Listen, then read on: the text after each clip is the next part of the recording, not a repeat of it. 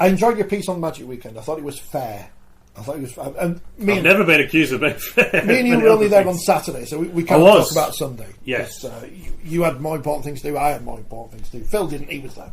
I don't have anything more important to do than Rugby League. You've got to write the whole magazine. No, I mean, Magic Weekend, I've always loved Magic Weekend. I think, and I've been to Etihad and I've been to Newcastle. I think I've been every year since 2014, off the top of my head. It just didn't, and the atmosphere was quite good on Saturday. I thought, when you had 30,000 in a capacity, 37,000, but also it didn't have close to the pitch. Yeah, close to the pitch, but it didn't have the same feel. It didn't have the same excitement. The games, I mean, the London Hull FC game, while it was very entertaining, and the fact that London one kind of was quite comical in a way, standard wise. Well done for upsetting the Hull fans, by the way. That's all right. That's standard.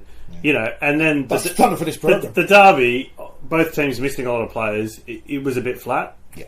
Apart from a bit of Jack Farrimon brilliance. And then the final game, that was a decent game. There was a bit there, but I was actually in with the Leeds fans, so that was an interesting. I hope Chris Kendall didn't hear anything because. Why is that? Because he just has to read the Yorkshire Evening Post because it's his fault. The Chris Kendall show says the Yorkshire Evening Post. Yeah, I mean we can talk about decisions, and I think one of the big ones, the Fusatua yellow card, he did get wrong, but anyway, it just didn't seem, and obviously there's a lot of negativity online, and those seats, boy, they are cramped. I think Phil, you would probably be comfortable, but anyone who's over, no, I'm talking about the fan seat, not the media seat. The press benches were anyone who's over 5'5", you're not going to sit 10 hours in there. I've still been fine. Anfield was the same, wasn't it? Yeah, Anfield. In terms of, not great. I don't think. Well, Anfield wasn't popular either, was it? No.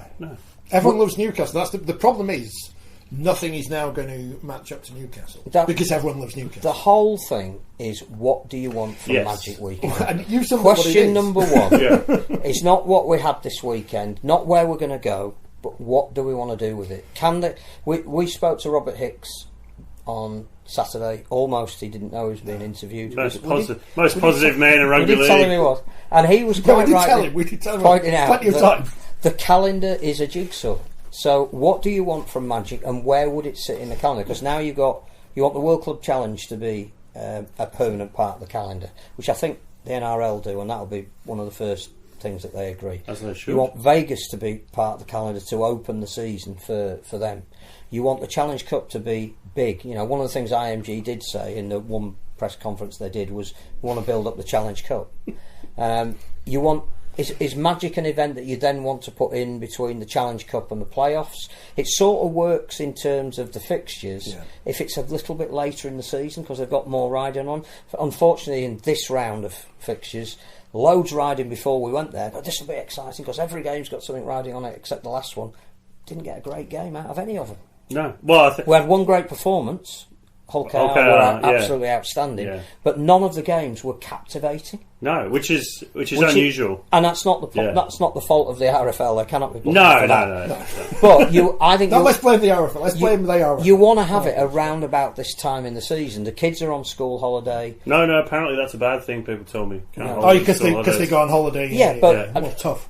But I think if you announce it far enough in advance, you can actually do both. I was being facetious. Yeah, and you've also got to bear in mind that Catalan away is a trip now for all the Super League teams as well, and possibly Toulouse away if they got promoted as well. You don't have to do every game. Exactly. But so you need to decide what do you want from Magic Weekend. You also need to decide, do you want it as an additional round or do you want it as part of the season?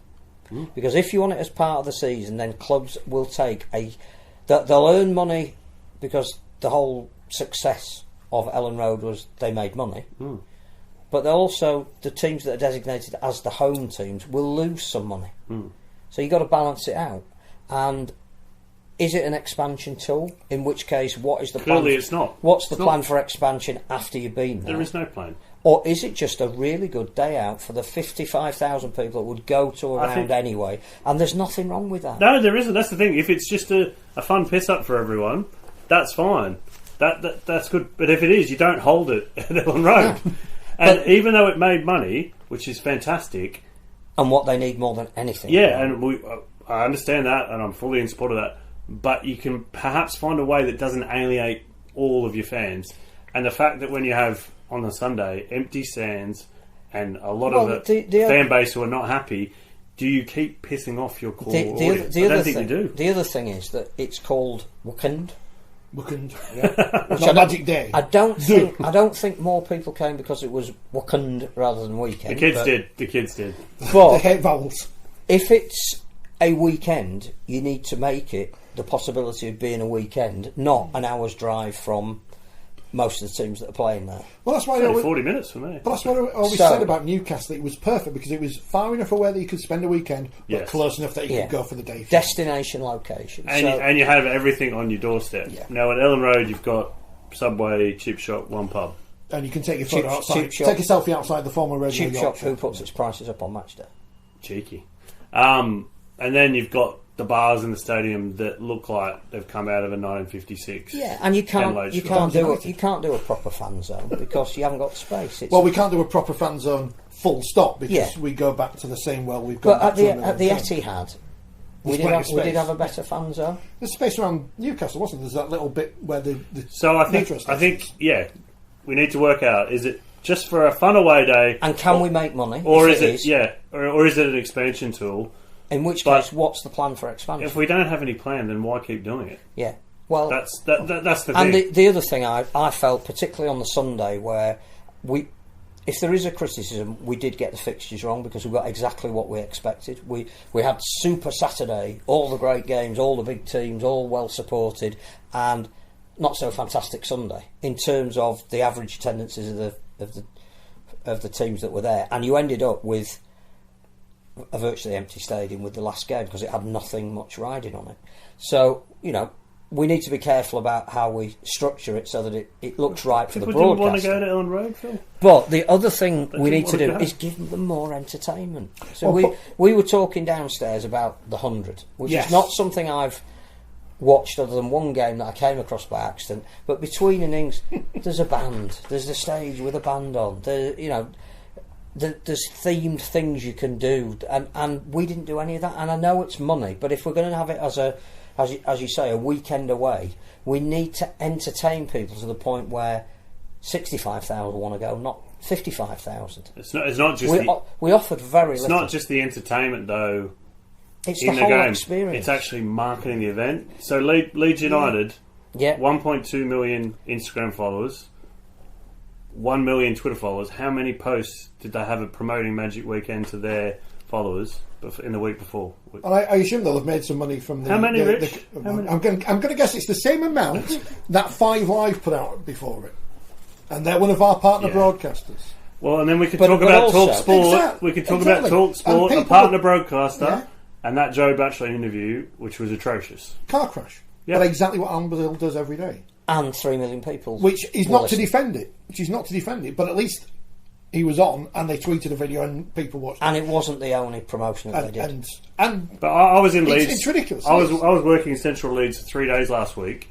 Walked around and didn't see one post. No. Didn't see anything. This is the thing. If Nottingham, what is the point? But if Nottingham Forest have made the bid that we were told that they had, and you want to sign up with them and think that's going to be a really good city for our fans to go, and we might get a few more to go if we make it. But one thing we need to sign up with our partner is they promote it. Yeah. Because we don't have the money to do it. One of the reasons it isn't all over Leeds is because they haven't got the money to. But Leeds United as the partner could have done something. Nottingham Forest as the partner, the agreement needs to say you will help us promote this in the city and through your social media channel. Surely they have a player, Leeds United have a player on their books who's from Yorkshire, who's from the area, who could perhaps come and talk to the media about rugby league. But Leeds Rhinos and Leeds United did that. But they didn't have anyone. Why didn't they? That was a club thing. It wasn't. Yeah. It wasn't put to all the media, the national media. And that's how it should Who's work. the person who's ringing up this outlet and saying, "Oh, do you want to do an interview? Do you want to do a story on this?" There isn't any of that, Phil. And that's partly down to lack of human resource. I don't think it's a lack of human resource because it doesn't take much for one. Maurice Lindsay used to do that himself. The world's changed. There's loads of different. We still have phones. There's loads of different media outlets. Yeah, it's just you need a troop of people and content coming out of your ears, but you need some ability and some ideas. You need the partner that the venue that you're partnering with who is going to make money. The reason you've gone there is because they can see the ability to make money out of your event to help you promote that event. So the first thing I would be doing if I was talking to Nottingham Forest, if that is a viable alternative. I reckon this is Dublin, just not a viable alternative. Nottingham Forest, viable alternative. I think 2018, Ralph Rimmer said New York. Yeah. When's that happening? Not he's got an OBE now. He's Paris. He's doing the RFU's bidding. Not a viable It wouldn't alternative. possibly be spin, would it? Spin? No. I think Deflection. we've got to, at the moment, going back to the history of Magic Weekend, it went to Cardiff originally because Cardiff Tourist Board put up a lot of money, Which is great. and they got spent back in the city, so that money was justified. It worked so well that Edinburgh topped what Cardiff were prepared to pay. We're now in a position whereby Newcastle want us back. It didn't work this year because the stadium wasn't available. Which is unfair why people criticise it. No, being they just couldn't do it because be. the Premier League season was kicking off on a weekend. We wanted to do it. The ground wasn't available. But they are back in the frame, and the word is favourites for the next Magic Weekend. And I think, again, when you sit down with them and say, well, if you want it and you're going to make £6 million for businesses in Newcastle out of it, you've got to help us promote it. And then say to Nottingham, well, this is what Newcastle are prepared to pay. What are you prepared to pay? And then you get Bristol on the phone going, well, actually, I know you're not really a rugby league area, but we've just seen the amount of money that's been spent in Newcastle versus USA. We could do that. But that's how you become profitable. Phil says Nottingham Forest and Stuart Pearce, he would promote the hell out of it. He loves rugby league. He's always on the telly. He always show him there. Les says, what interview? Joe Batchelor. Go look on Top Sports Twitter. It's on there. Saints tweeted it as well. They do more coverage of Women's Super League than a lot of... absolutely. Well, anyone else. But that is... They do a great job with their Super League coverage. That's why people who know Super League. Yeah. But that kind of interview, we've seen that from a lot of national media in the UK, and it's disrespectful. The game is treated with contempt. You've also got to look at the profile of the person that was doing the interview, and that is his modus operandi.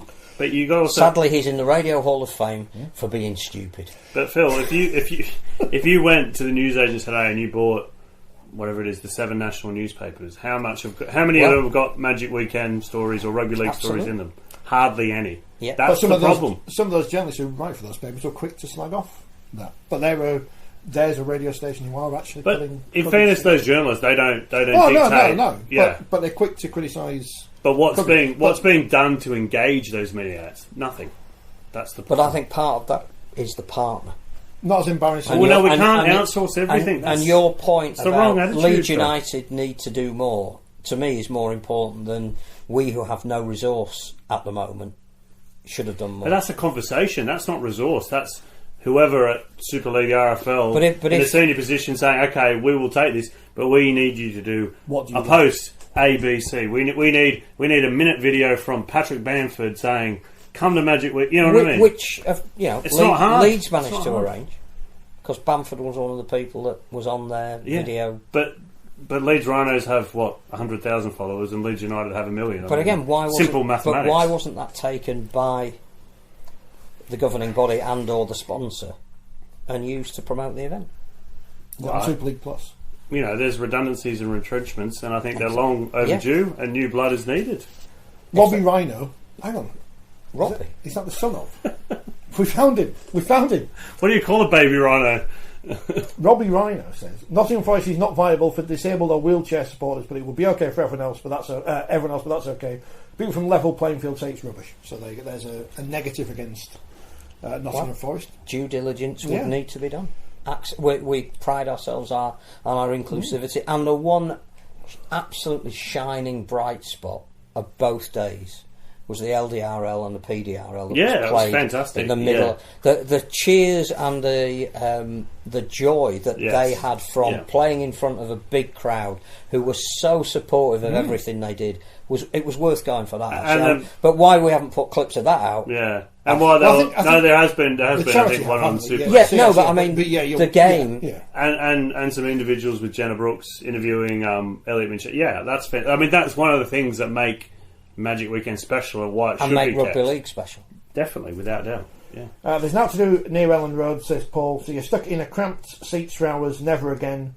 I think the problem with it is, as you say, is what is it? And you look at the 100, and it's a completely made up competition with completely made up teams in made up places that don't exist. And that's modern sport, isn't it? Exactly. Yeah. But it gets some crowds. I don't know how many. It's a package of entertainment. That's the thing. It's not just, and it's just we don't offer that. And the one thing that struck home yesterday, particularly during the last game, which was a tough watch, when you've watched 5 over the weekend, and the 6th one is probably the lowest quality of them all and has nothing riding on it, and the least number of people in the stadium, is you need to get away from this is the reason why you've come. You need to be so pleased that you've been here because you had a band that you saw that you'd never heard of before. You had streamers being thrown, T-shirts being fired into the crowd, or you had a slightly bigger gap between games, so you could do more on the field of the LDRL and the PDRL that we had between just the middle game. You catch up with people you haven't seen all year, which we did. Yes, but it was hard to do and took too much time because you knew there was another game starting. So you need to have the reason for being there, because it's like when you go to Catalan. You have such a good time around the 80 minutes that the 80 minutes become less important. They're not the reason you go. Yes. You go to have an experience that you wouldn't normally have, to meet people you wouldn't normally meet, to appreciate a culture you wouldn't normally come across. That's what Magic Weekend should be. And you can't just rely on, well, the games are going to be good. And as it turns out this weekend, we're struggling to find, other than somebody biting somebody, what the big headline is. No bite, apparently, no bite. If we can explain how... But there aren't right, rugby stories out of this weekend because the games didn't really provide enough of them. Well, if you can explain how Kyle Flanagan gets 4 weeks when Stephen Crichton refuses to appear at the hearing or say that he bit me, but Mike Lewis goes live on TV and say he bit me, and the footage is very similar. How does one get off and not... Is the footage very similar? I don't know. Well, I've not seen the footage. I mean, the Kyle Flanagan, Stephen Crichton footage was Flanagan lying on the turf with Crichton's nose in his mouth, but that he put his nose in my mouth. And I haven't read all the details, but it looks as though Lewis puts his hand in the mouth of, perhaps inadvertently. Yeah, that's the footage. Yeah, it's an unusual case. But does that mean it's okay to bite the finger? No, it might be a reflex action. You don't know. If I now stick like my hand in your face, your instinct might be. But no, I'm not. I'm not 6 months old, Phil. I wouldn't do that. If you mic up Sam Burgess, will you act differently than if you don't mic up Sam Burgess? But what I'm saying is the one thing you cannot guarantee are the quality of the games, and this weekend proved that. So you need to make the event 100 times better than it was in terms of an event. So when I think you've got to excite fans, and Elland Road didn't excite and part fans, of that is the venue. And what's the stuff around the game? The fan zone is pathetic. If you're going to have a fan zone, let's not use people who never relevant. Let's not have a 4-piece umpire band on the touchline twice and claim that's entertaining. I will say one good thing: pints are only £5.50. That was good. Here's the thing. So you mentioned this downstairs, Phil. The 100, which is again made up thing. Their media partners, Sky, heard of them. BBC, heard of them. And part of the BBC deal must be that they provide entertainment of various parts. Now, at the final, they had Zara Larson. She's famous. I don't know any of her songs, but she's famous. But at every game, but I probably play them on the radio. But at every game, they've got a new and upcoming band or a DJ or something. And what have we got? Nothing. They had a brass band at Wakefield yesterday. I mean, I wasn't there, but that's great for Wakefield. And it builds up an atmosphere outside the ground. But if you're selling it, this is an event. It's not an event. It's just 3 rugby games. And we've got a professional boxer in the stands. Yeah, saying, "Oh, got him," or whatever. Yeah, extolling the physical side of the game, which we're just trying to play down a little bit at the moment. Where's what is our plan? I know the problem with if you do entertainment, you have to spend money. I think you do unless it's BBC introducing, and which then you you've got don't. some kind of deal with. I think we've got a broadcast partnership with the BBC. Why did they not take any of the games at Magic Weekend? Wigan St Helens, big game. Obviously, it was disappointing in the end. I imagine, and I don't know this for a fact, but I would imagine under the Sky deal, they probably have exclusive rights to Magic. But on the whole BBC deal, I mean, only my opinion, but it's been very disappointing from the change from Channel 4 for what we were essentially sold, let's say the Rugby League public, for what it's been very disappointing and underwhelming. And the next game they're having, bizarrely, is Wigan and Hull, which again, a game that has very little riding on it. This Sunday. on the BBC. Is it? I did. Well, I didn't even know. But I mean, they haven't had a game in ages, and you don't really see much promotion. You don't see them doing stories. And again, I know that in Manchester was it Saturday night, all the Olympians were fated. Yeah. But you could have had a local Olympian at the opening game of Magic on the pitch. You know, that doesn't really take a huge amount of organising, and because all the Olympics are on the BBC, you use your contacts there to say, oh, you know, can we have the bloke from, was it Harrogate, who won a bronze medal in whatever gymnastics? Was there anyone famous in the crowd mic'd up to do Huddersfield Castleford? Maybe Yvette Cooper or something, I don't know. Ed Bowles. Sorry, I thought you said Crowd and Huddersfield and Castleford in the same sentence. Patrick Stewart. And if we're getting former Rugby League TV presenters to do fans list, we may as well get Richard Madeley, because at least they'll get some coverage then. Say something controversial. Alan Brazil. See, London should invite him to their next game. Yeah, of course. Although, if they give him a free bar, it might be. I was going to say, it wouldn't be hard to invite him. Just give him a free bar. Yeah. No, I think they'd lose money. But you know, they did something. They did something on other programmes. Well, I think the other thing is Hawksby and Jacobs, which is their afternoon programme, had about 3 interviews, and they were very respectful because the two of them actually like rugby. Well, wouldn't you invite? I know it's the Premier League weekend, they all support, but neither of their teams were playing on Saturday that they support. You could and should have had them in the ground. Now, maybe they were invited and didn't want to come, but they could have got a free hat. And that's who we need to be cultivating. You know, a message on the screen from Stuart Pearce saying, "I know I'm at the opening of the Premier League this weekend, but I'd really love to be with you at Elland." It's all it needs, isn't it? Adrian Dunn likes Rugby League. Just to make it feel like more of an event for the people that are there.